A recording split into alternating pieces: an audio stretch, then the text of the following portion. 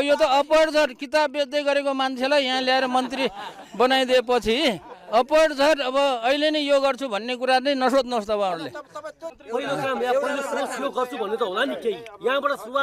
पहिलो काम चाहिँ मन्त्रालयमा गएर अब के छ त्यो कुरा बुझ्ने हो।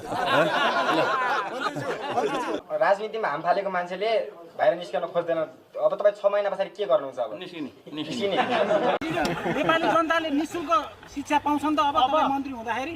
अरे म मन्त्री हुँदैमा निशुल्क शिक्षा कसरी दिने? म भगवान हो र भनेको। एउटा न एउटा त केही त राम्रो काम त केही न केही होला त नि, गरौँला। अहिले नै कसरी भन्ने त्यो पत्रकारहरूले नबेल्नु न हो। मन्त्री होइन, अब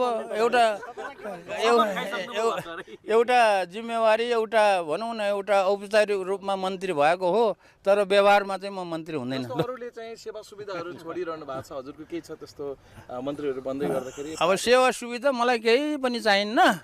म चाहिँ अब मन्त्रालयमै बस्ने हो, त्यहीँ ओछ्यान लाउने हो, त्यहीँ सुत्ने हो।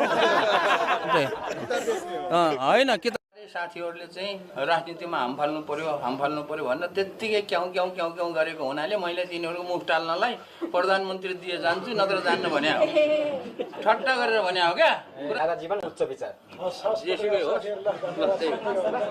के भन्न चाहनुहुन्छ? जेसुकै गरेर भन्न चाहन्छु भन्नुभएको। जेसुकै गरेर आफ्नो बुद्धि लगाएर गर भनेको त्यो।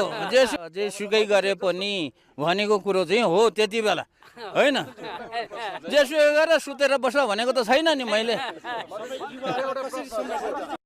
पनि आविष्कारक हुनुहुन्छ, यो क्षेत्रमा तपाईँले के गर्दै हुनुहुन्छ त? अब के गरिन्छ भन्ने कुरा त अहिले भन्ने कुरा होइन क्या। म जस्तो म शिवजी अथवा म भगवान भइदिएको भएदेखि मैले चाहिँ होइन त्रिनेत्र लगाएर म यसो गर्छु भन्ने थिएँ।